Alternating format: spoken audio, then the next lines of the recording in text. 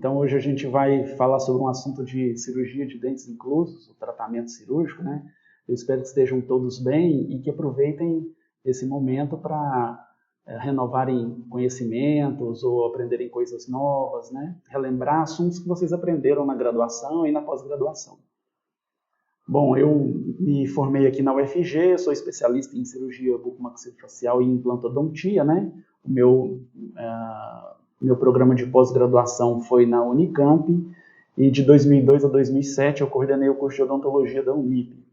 Eu sou membro titular do Colégio Brasileiro de Cirurgia desde 2002, coordenei o nosso capítulo regional de 2007 a 2009, fui professor titular da Unip por 15 anos e nesse mesmo tempo eu fui cirurgião do Hospital de Urgências de Goiânia. Aí, desde 2009, eu sou professor da UFG, que foi onde eu me formei, né, minha casa atual. Eu aqui sou professor da especialização em implantodontia também, além da graduação, dos cursos de pós-graduação, coordeno a Liga Acadêmica de Cirurgia Bucomaxilofacial da UFG. Então, o nosso objetivo hoje é falar sobre a cirurgia de dentes inclusos, né, o tratamento cirúrgico dos dentes inclusos.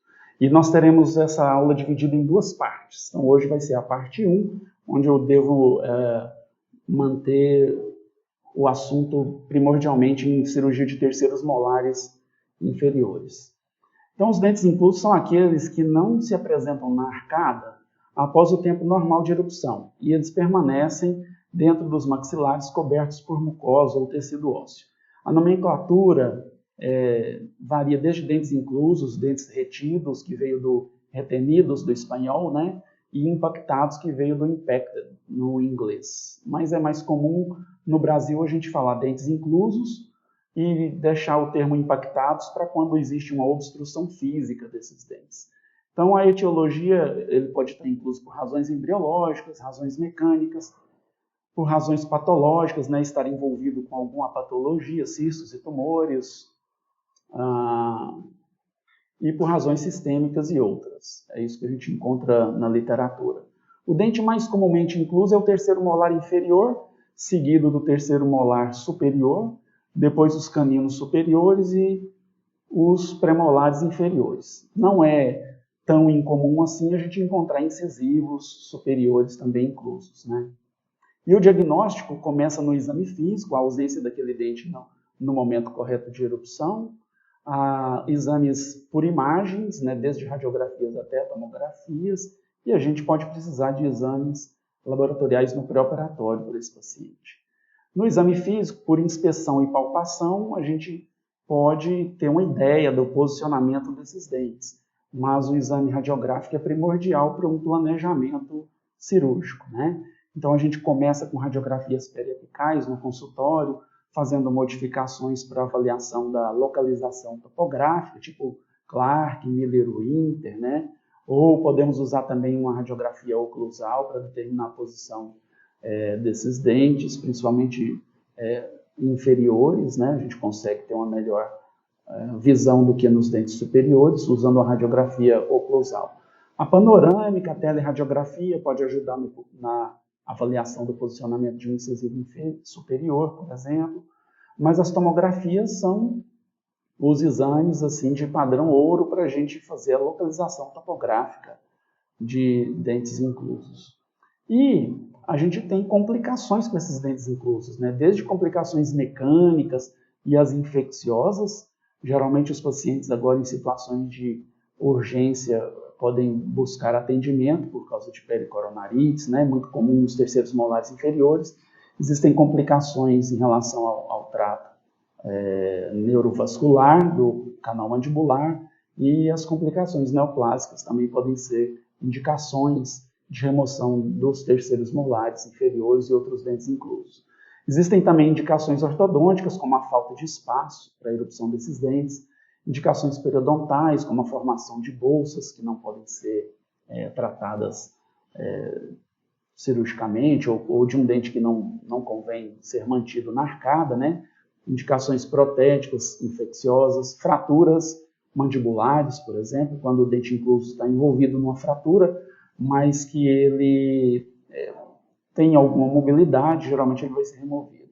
e transtornos nervosos e neoplásicos também, né? E existem contraindicações, os extremos de idade, pacientes acima de 30 anos assintomáticos, eles podem ser acompanhados, né? Eu não tenho necessidade específica de remover um dente incluso só porque ele está incluso, ok? Então, a gente sofre uma influência muito grande da literatura americana, né, que é mais predisposta a indicar a remoção de todos os dentes inclusos. Porém, a literatura europeia ela é mais propensa a indicar remoção de terceiros molares inclusos quando eles estão sintomáticos, ou se houver necessidade de movimentação dos dentes vizinhos em decorrência de um tratamento ortodôntico, né? Também existem as contraindicações quando o paciente tem algum problema sistêmico e quando há risco de danos a estruturas nobres adjacentes. Então, existe uma classificação geral, né? Todo dente dentro do osso é um dente incluso intraósseo, ou se ele já rompeu a cortical óssea, ele se torna um dente submucoso, mas quando ele rompe a mucosa e tem exposição parcial na cavidade bucal, ele é chamado de um dente semi-incluso.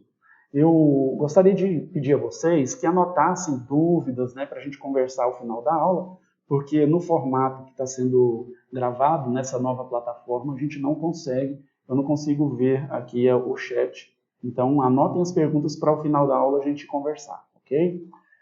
Então, vamos falar primeiro dos terceiros molares inferiores, né? Existe uma classificação para os terceiros molares inferiores, ela é chamada de Pio e Gregory, foi descrita por esses autores em 1933.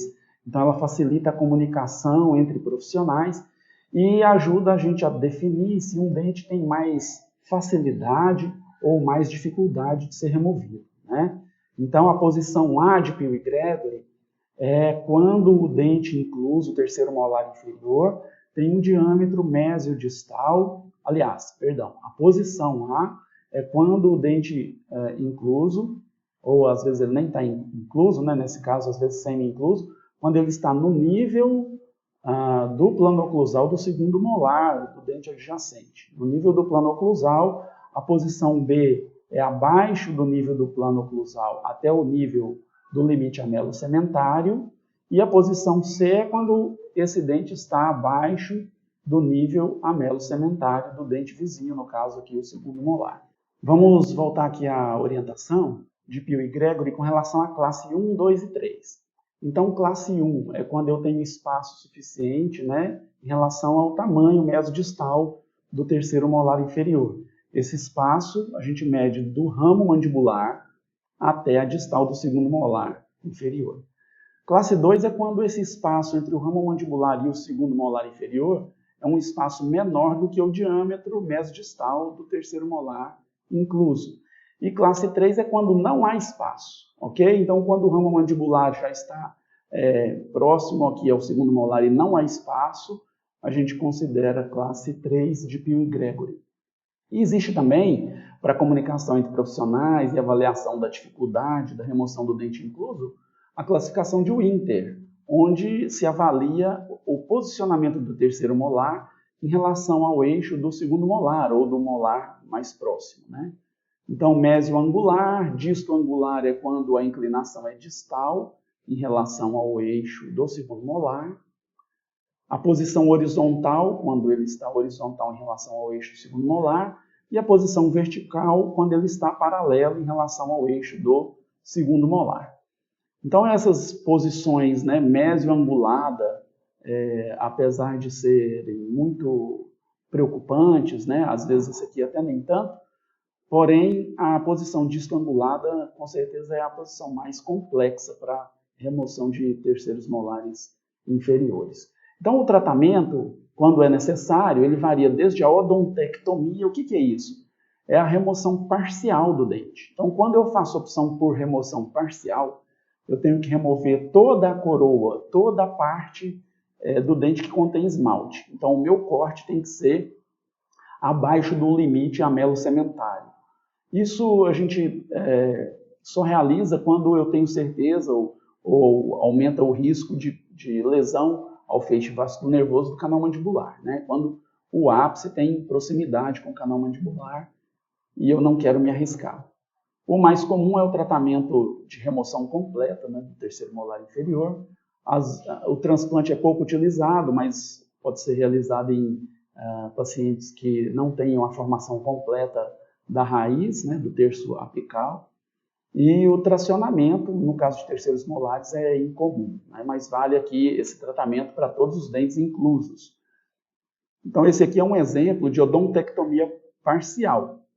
Como esses dentes têm contato com o canal mandibular, foi decidido pela odontosecção, abaixo do nível do canal mandibular, e manutenção do ápice desses dentes em contato com o canal mandibular.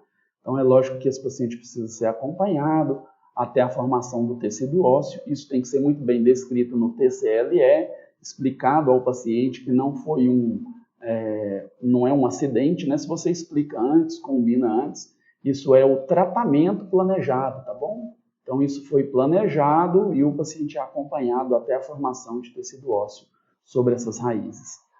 Aqui a gente vê com mais proximidade, né, que tem formação de tecido ósseo, e isso aqui vai se manter dessa forma, sem o risco de ter provocado aqui parestesia no paciente, tá? Então, o paciente vai concordar com isso antes, né? Mais recentemente, a gente tem utilizado para essas situações o PRF, nesse caso aqui LPRF, que é uma fibrina rica em plaquetas e leucócitos. Então, coleta-se sangue do paciente com Scalp 21. Esse sangue é levado a uma centrífuga específica, né? A rotação por tempo específico. Isso vai depender de cada marca, de cada centrífuga, tá bom? E aí a gente vai criar um coágulo otimizado. Então, essa parte aqui, amarela, vai ter a série branca do sangue aqui perto, né, do limite entre o plasma e as hemácias. Então, eu vou ter ali os leucócitos e eu vou ter essa fibrina rica em plaquetas, que vai ser utilizada no preenchimento do alvéolo quando eu preciso manter o ápice naquela região, né, diminuindo o risco de infecção e acelerando o processo de reparo. Então, essas membranas, esse gel de plaquetas é colocado numa caixinha de compressão, e aqui é um exemplo de um terceiro molar que estava em contato, proximidade com o canal mandibular, né? E aí o colega da especialização em implantodontia instalou os implantes. Esse implante não teve contato com o terceiro molar, mas a princípio a ideia era não remover esse dente pelo risco de parestesia de um paciente já adulto, né? Porém, o paciente passou a ter sintomas e a gente, numa tomografia, percebeu que o folículo tinha sido tocado aqui, né? Talvez pela broca. E apesar do implante estar osso-integrando, havia sensibilidade nessa região. Então, a gente decidiu pela remoção do terceiro molar. Nesse momento, a decisão era de remoção só da coroa. Porém, quando a colega aqui do curso de especialização estava removendo o dente, ela acabou luxando com facilidade a raiz, mas a gente já tinha coletado a fibrina, né? E o dente foi completamente removido e a gente preencheu esse alvéolo com fibrina, ok? Então ele seria utilizado porque a ideia inicial era a remoção parcial do dente, mas a gente acabou preenchendo o alvéolo todo com fibrina, ajudando no processo de reparo. Aqui é um outro caso de um terceiro molar que também tem raiz em proximidade com o canal mandibular, e a gente, conversando com ela, decidiu pela odontectomia parcial, remoção apenas da coroa, né, toda a parte que contém esmalte, em razão dessa proximidade aqui com o segundo molar.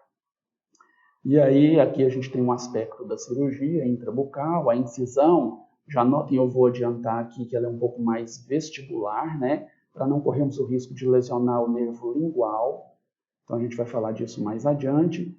Mas nessa paciente aqui, o descolamento, exposição do tecido ósseo, a odontosecção e, aliás, a ostectomia, né, a remoção de tecido ósseo até que aconteça a exposição do limite amelo-sementário e um pouco da furca, né? Então, quando a gente enxerga aqui a furca e o limite amelo-sementário, aí eu passo a realizar a odontosecção.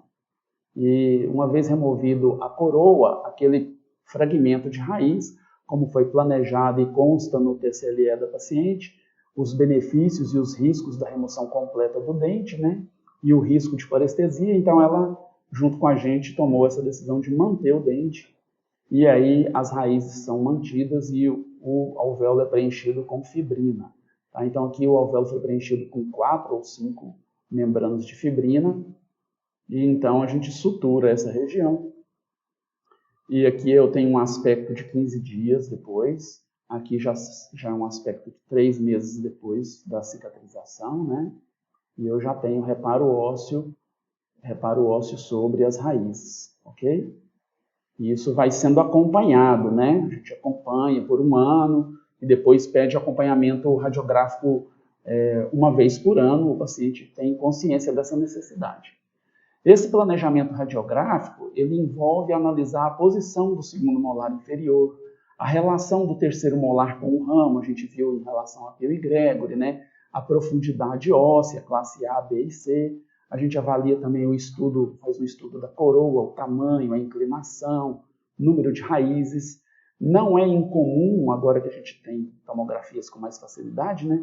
Não é incomum a gente perceber a presença de uma terceira raiz nos terceiros molares inferiores. Então, os terceiros molares, eles têm anatomias muito estranhas, né? Muito diferentes do normal, anomalias de raiz, de formação de raiz, principalmente os superiores. Aqui a gente tem uma inclinação da raiz mesopalatina, da raiz mesovestibular com a palatina e a disto-vestibular num formato em espiral. Então, essas anomalias, elas têm que ser conversadas também com o paciente. E quando a gente tem fragmentos pequenos, né, ou às vezes até da raiz toda, mas que não contém esmalte, e esse fragmento tem contato com a estrutura nobre, seja o canal mandibular, no caso dos inferiores, né, ou no caso dos superiores, uma proximidade ao seio maxilar, a gente pode conversar isso antes com o paciente e até manter esse fragmento, ok? Então, se esse dente não tinha contaminação por lesão de cárie ou por doença periodontal, a gente pode manter o fragmento lá. Mas, como eu disse, é importante que isso seja conversado antes com o paciente. O paciente precisa entender que é uma decisão pré-operatória. E aí ele não vai achar que depois é uma desculpa sua em relação a um acidente que aconteceu, né? Nesse caso foi removida, tá? Mas esse fragmento desse tamanho pode, desde que seja um dente rígido, né, pode permanecer sem nenhum problema. Então, além disso, a gente faz um estudo do osso distal, o contato que esse dente terceiro molar tem com o segundo molar, né? A porção óssea que tem entre esses dois dentes, o risco que eu tenho de usar uma broca naquela região e a proximidade com estruturas nobres que eu já comentei. Então, aqui já é um terceiro molar que está erupcionado, vejam bem, ele tem uma lesão de cárie extensa, então não é uma situação que eu poderia deixar um fragmento radicular, tá? Porque esse dente já tem uma necrose.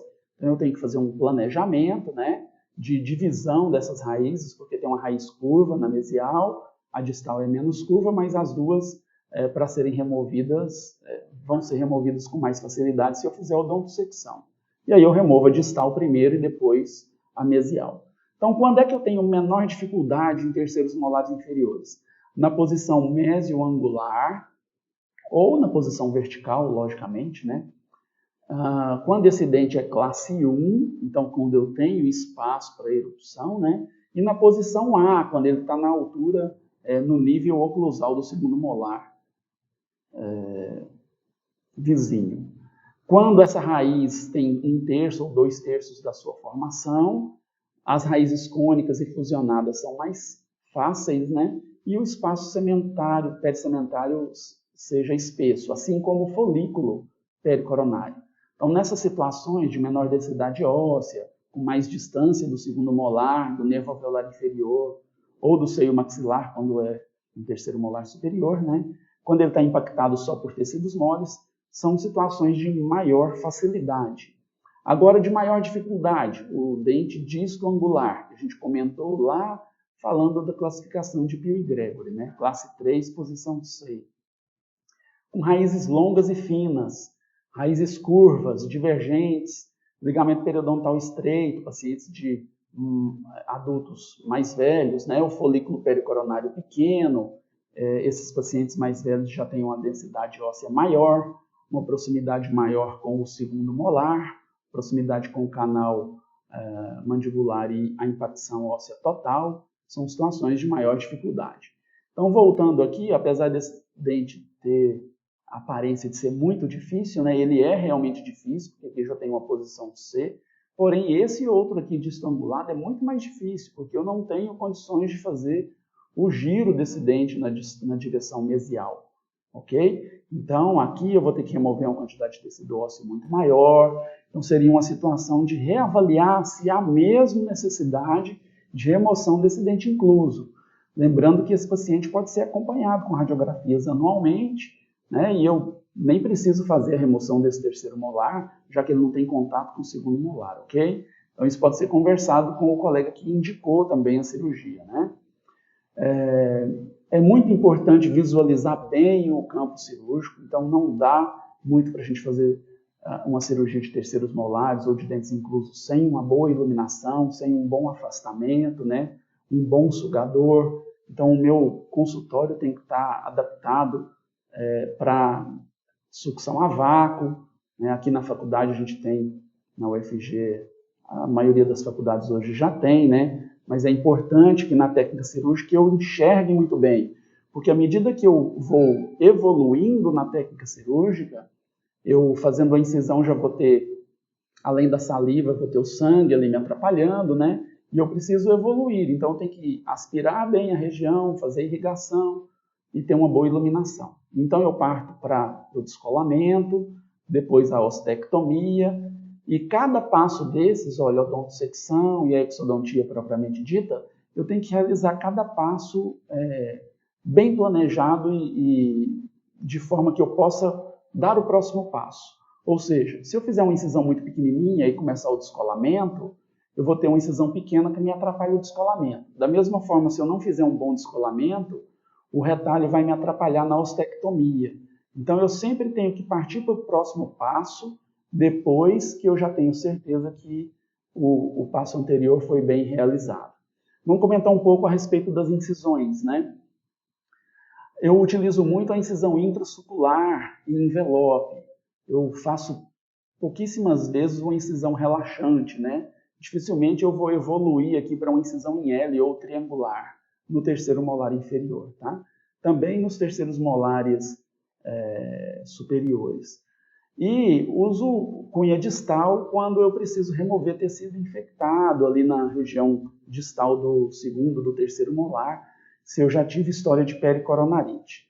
As incisões trapezoidais e semilunares são utilizadas em outras situações de dentes inclusos, que eu vou entrar na parte 2 dessa aula, que a gente ainda vai marcar a data, ok? Então, para quem entrou depois, essa aula ela foi dividida em 2 partes, hoje é a primeira parte, e eu espero que vocês anotem as dúvidas, porque a plataforma não me permite ver o chat de vocês agora, ok? No final da aula a gente conversa sobre as dúvidas. Então essa é uma incisão em envelope, né? Vejam que a incisão é um pouco mais vestibularizada. Eu diria que eu prefiro, inclusive, mais vestibularizada ainda do que essa que está desenhada, essa ilustração de livro, né? E ela progride na direção mesial dentro do sulco e me permite uma incisão intrasulcular com retalho em envelope, né? Muitas vezes a gente nem precisa descolar essa papila à medida que eu vou evoluindo na técnica, ok? Então, à medida que você vai treinando, você consegue trabalhar com incisões menores. Eu dificilmente faço uma incisão assim, né?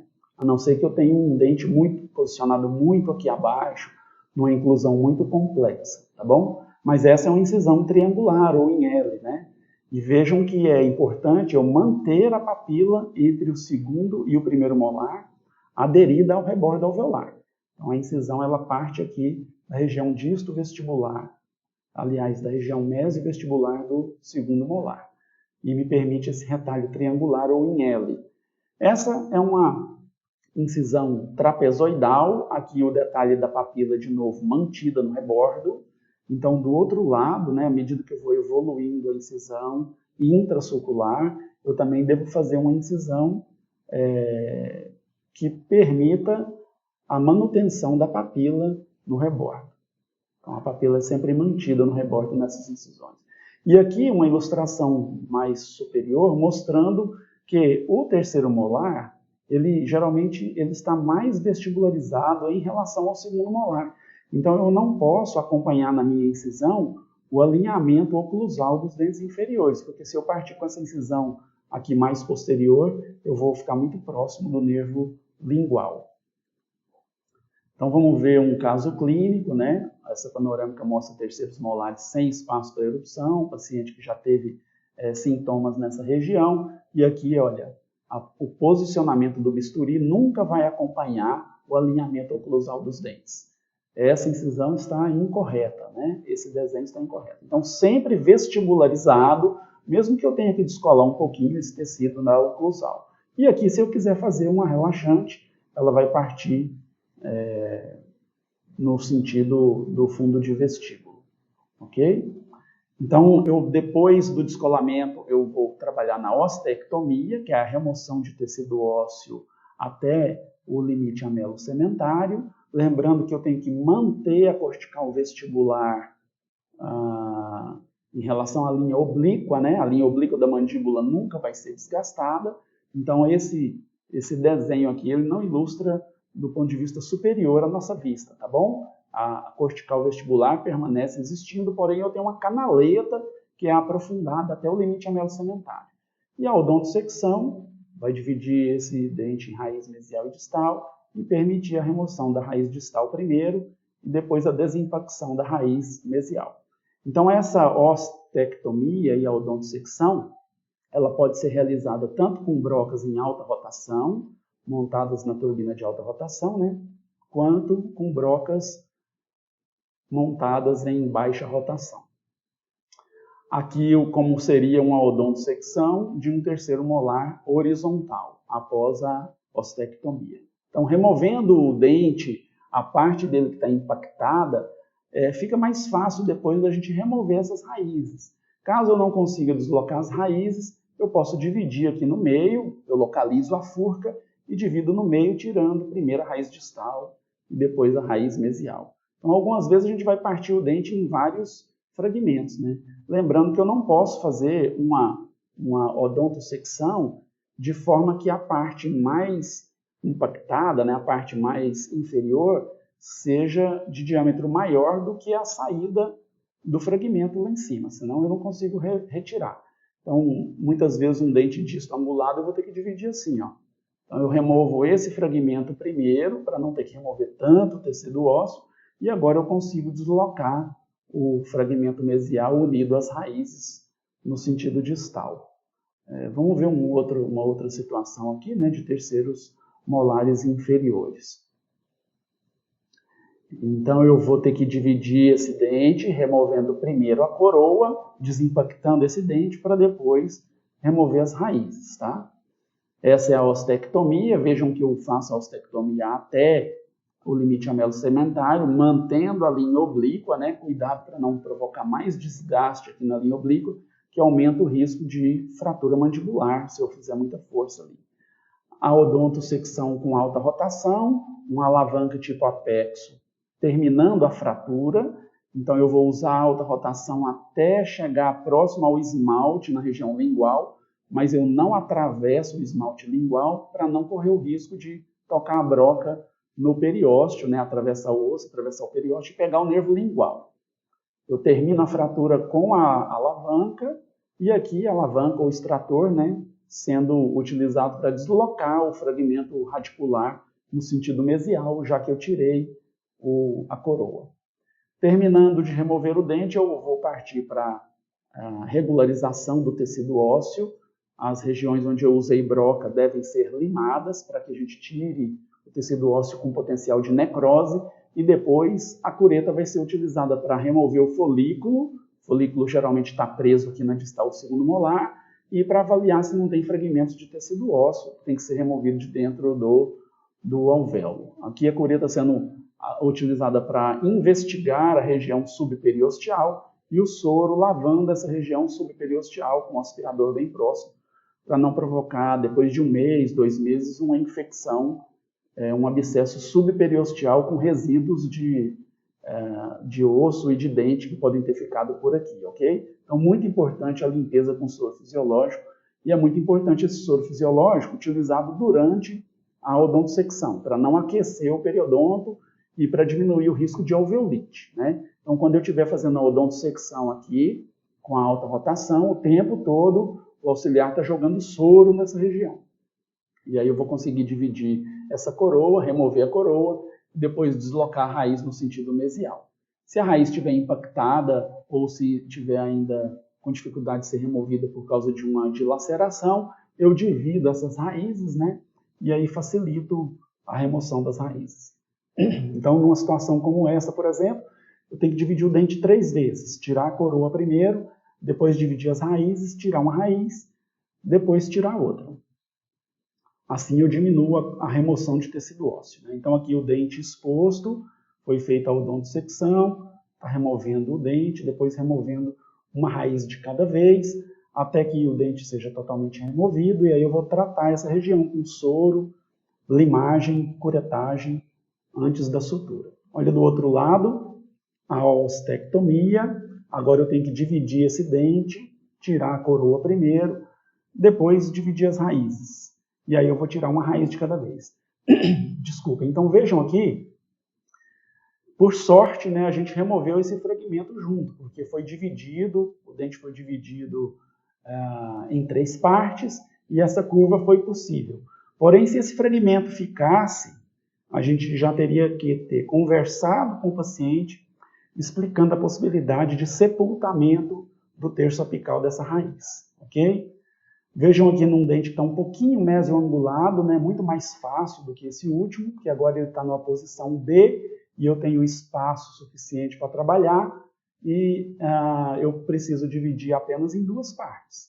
Então a alta rotação aqui vai seguir o sulco vestibular do dente, até alcançar o limite amelocamentário, dividindo a furca desse dente até o lado lingual, sem ultrapassar o esmalte lingual. Aí com a alavanca eu termino essa fratura, né? E depois de removido o dente, eu vou ter que tirar o folículo pericoronário, fazer a limagem dessa região, lavar bastante para promover a sutura. Então depois que eu irrigar bastante e lavar, eu ainda posso usar a minha cureta para estimular o sangramento naquela região, porque eu não quero aquela região cheia de soro, eu quero o alvéolo cheio de sangue. Então eu tiro todo o soro e espero o sangramento, estimulo o sangramento para depois suturar. Então ali a gente viu o terceiro molar dividido e um fragmento de folículo pericoronário. Essa aqui foi uma indicação ortodôntica também, né? Apesar da gente ter conversado sobre a possibilidade de acompanhamento, o paciente já teve sintomas aqui nessa região, estava começando a formar uma bolsa. Então eu tenho que tirar o terceiro molar, mas eu tenho que tirar antes o quarto molar. E eles têm envolvimento aqui, né? Pelo menos o terceiro molar tem envolvimento com o canal mandibular. Então tem que ser muito bem explicado para o paciente esse risco de parestesia, dos 2 lados existe o risco.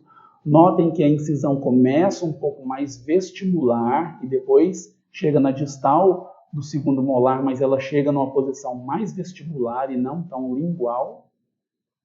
Isso vai proteger o nervo lingual, né? E aí, olha só, eu vou descolar essa região porque tem uma incisão intrasulcular até aqui. Nesse caso, não haverá descolamento da papila. Até o momento, o planejamento era de manter a papila. Eu tive a exposição agora do terceiro molar, então a ostectomia vai me permitir uma exposição maior. O planejamento é dividir esse terceiro molar, e agora eu tenho uma exposição também do quarto molar, né? Então eu posso dividir agora o terceiro molar e posso dividir o quarto molar, mas eu vou precisar tirar o quarto molar primeiro, pelo menos a coroa dele vai ter que sair antes do terceiro molar. Então, a odontosecção sendo realizada aqui. Depois a odontosecção eu faço a remoção da raiz, né? Remoção da coroa, melhor dizendo. Aqui a remoção da coroa do quarto molar, o dente supranumerário.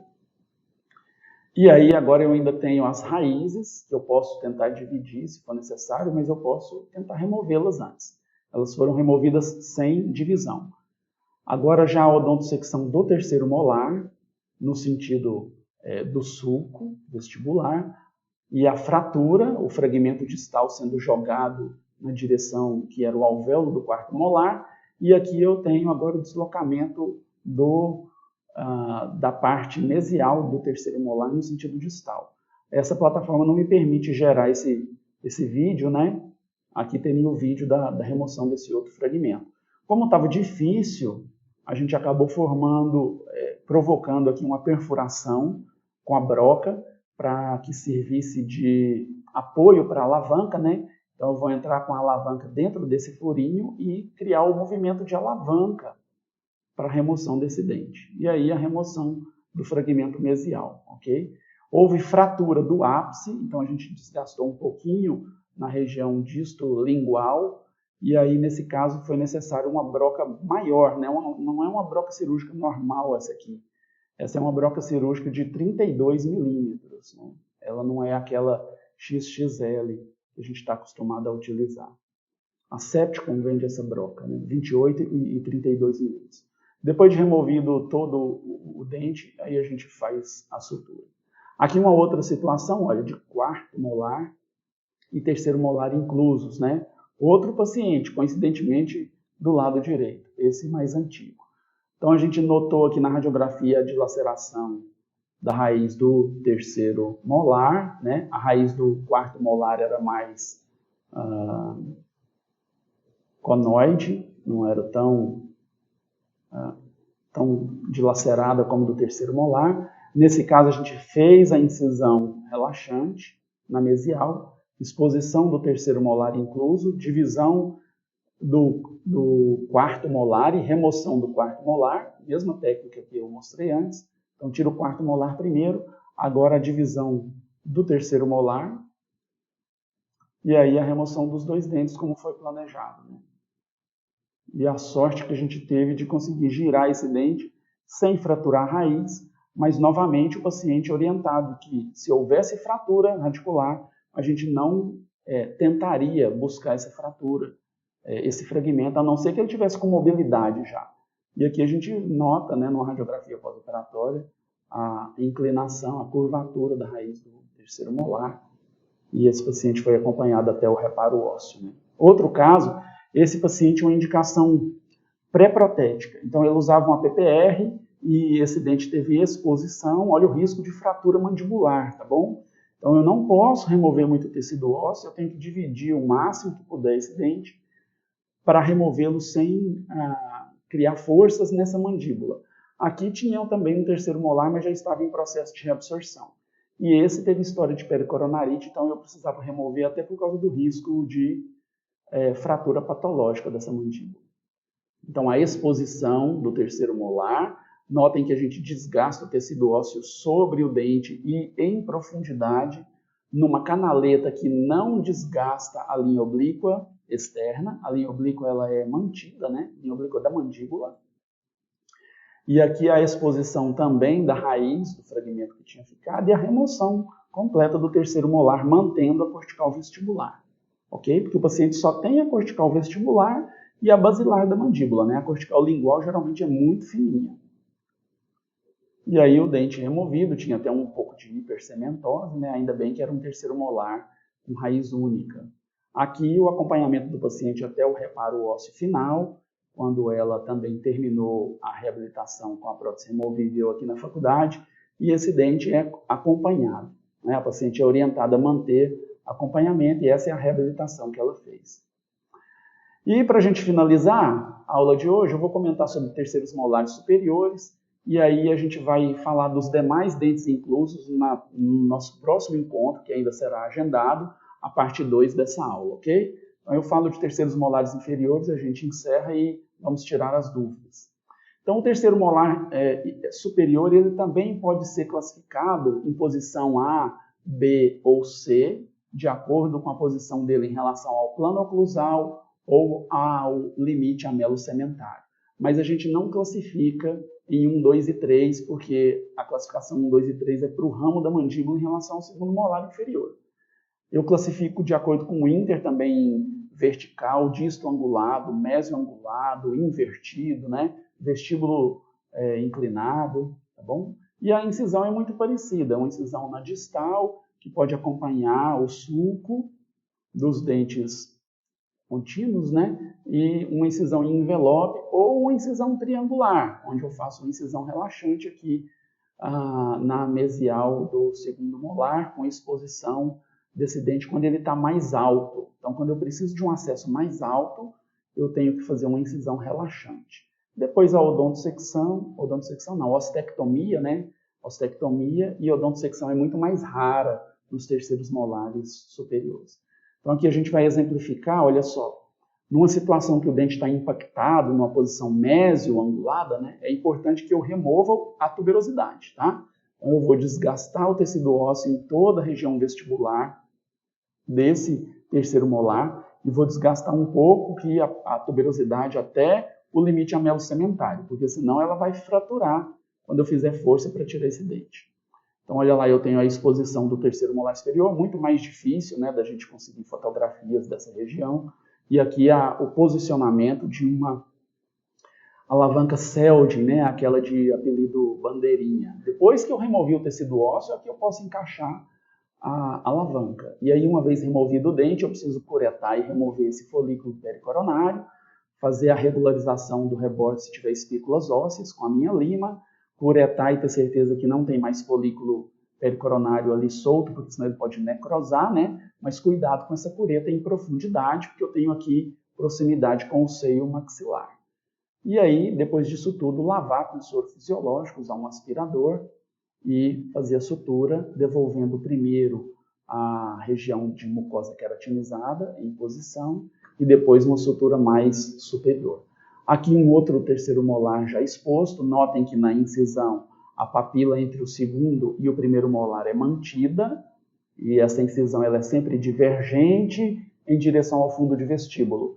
Aí eu removo todo o tecido ósseo na região vestibular do terceiro molar e dependendo da inclinação dele eu removo também o tecido ósseo da distal, onde é a região de tuberosidade.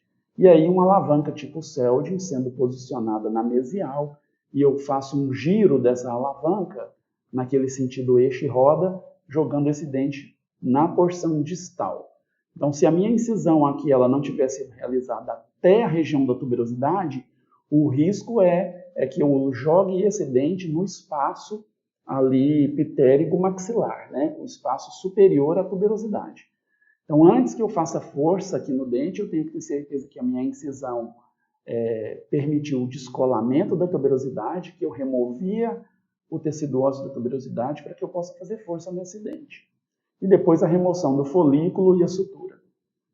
Nesse caso, era um paciente que tinha um paramolar, né, os dentes supranumerários da região de terceiros molares, de molares, eles são chamados de paramolar, é um quarto molar. Aqui uma outra situação de terceiros molares superiores, de inclusão alta, né, a pedido do ortodontista. A gente conversa com o ortodontista da possibilidade de manter esses dentes até o final do tratamento ortodôntico, até um momento em que o paciente tenha uma formação uma formação radicular de pelo menos 2/3, que esse dente esteja mais baixo, mas muitas vezes o ortodontista prefere que seja removido logo antes do tratamento. Aí a gente vai precisar fazer uma incisão relaxante para alcançar esse germe dentário, né? E aqui a remoção do terceiro molar. Ok? Então, gente, por hoje eu termino a aula aqui, né? Só vou comentar com vocês sobre riscos e benefícios. E a próxima aula, parte 2, nós vamos entrar em dentes inclusos, né? Os caninos, os premolares, os incisivos e os dentes supranumerários, né? Eu quero só comentar com vocês que existem... deixa eu só mudar o slide aqui. Existe a necessidade da gente conversar com o nosso paciente sobre riscos e benefícios na remoção de dentes inclusos, não só de terceiros molares, como diz esse artigo aqui de 92, mas de todos os riscos e benefícios, tanto de intervir, quer dizer, quais são os riscos de não realizar a cirurgia? Qual é o problema que esse paciente pode ter se esse dente for acompanhado com exame clínico, radiográfico, né, exame físico e por imagens todo ano, né? E quais são os riscos de intervir? Então, como eu disse para vocês, pacientes, a gente pensa assim hoje, né, pacientes com mais de 30 anos, eles já estão com pelo menos metade da vida deles, eles têm esses terceiros molares lá inclusos e até hoje não trouxeram nenhum problema. Então, se esse paciente tem um dente assintomático, eu não sou obrigado a remover só porque ele está incluso, tá? Eu tenho que conversar sobre os riscos e sobre os benefícios, né? Lógico que se for um dente incluso numa região que vai sofrer força ortodôntica, eu não posso ter raízes de dentes erupcionados em contato com um dente incluso. Então, ali eu tenho um benefício de intervir.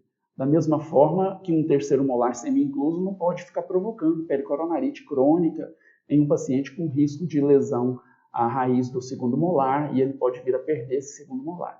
Mas se não há contato com o segundo molar, eu posso sim acompanhar. Tá bom? Então, uma vez decidido com o paciente, explicado para o paciente os riscos de não intervir, os riscos de intervir, os benefícios de não intervir e os benefícios de intervir cirurgicamente, tudo isso é anotado no TCLE e ele vai dar o consentimento dele em relação à decisão que profissional e paciente tomaram juntos.